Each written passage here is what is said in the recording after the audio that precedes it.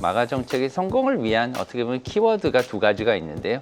그게 이제 첫 번째가 네. 미국의 기준금리 인하입니다. 미국의 시장금리를 내리기 위해서는 미국의 기준금리가 선행이 돼야 되는 거예요. 기준금리가 내려가야지 시장금리가 내려가고 시장금리가 내려가야지 그래야지 발행되는 채권금리, 미국의 트레저리 채권 금리가 낮아지면서 미국의 그 부채 부담이 많이 완화될 수가 있는 그런 상황입니다. 부채가 줄어든다면 미국의 트럼프 대통령은 크게 성공을 한 거죠, 정책이. 그렇게 볼 수가 있고요. 반면에 두 번째 마가 정책의 키워드는 환율입니다. 달러의 약세. 지금 현재도 글로벌적으로 본다면 달러 인덱스가 그렇게 높은 건 아니에요.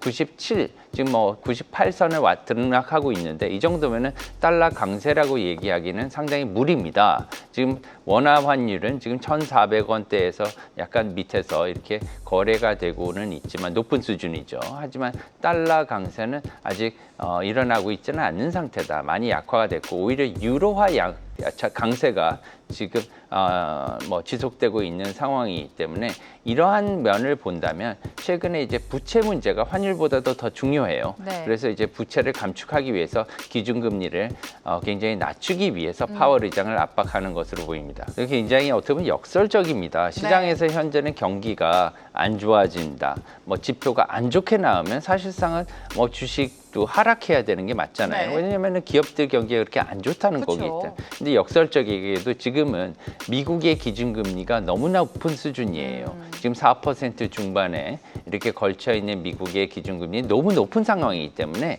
이렇게 안 좋은 지표가 나오면 연준이 오히려 시장은 연준이 금리를 인하하겠구나, 기준금리를 인하할 수밖에 없겠구나 이렇게 생각하면서 오히려 반색하는 이러한 역설적인 상황이 나오고 있는 상태이기 때문입니다. 하지만 장기적으로 본다면 미국의 고용 지표라든가 생산자 물가 지수 이런 것들이 안 좋게 나온다면 계속해서 이제 미국의 장기적인 실업률도 올라갈 수밖에 없고요. 그렇게 된다면 미국의 경기, 주가도 하락할 수밖에 없는 상승세가 둔화될 수밖에 없는 그런 상황으로 전망이 되고 있기 때문에 앞으로 이러한 전망들은 단기적으로는 기준금리 인하에는 도움이 되겠지만 장기적으로는 안 좋을 수 있다. 미국의 기준금리는 빠르게 트럼프와 파월의 이러한 적대적인 관계에도 불구하고 내릴 수밖에 없는 상황이 될 수 있지 않느냐 이렇게 생각을 하고요. 우리나라 사람들도 이런 거에 대해서 수출이나 관세 여러 가지 문제를 종합적으로 고려해서 기업들이나 정부가 대책을 마련하기를 바랍니다.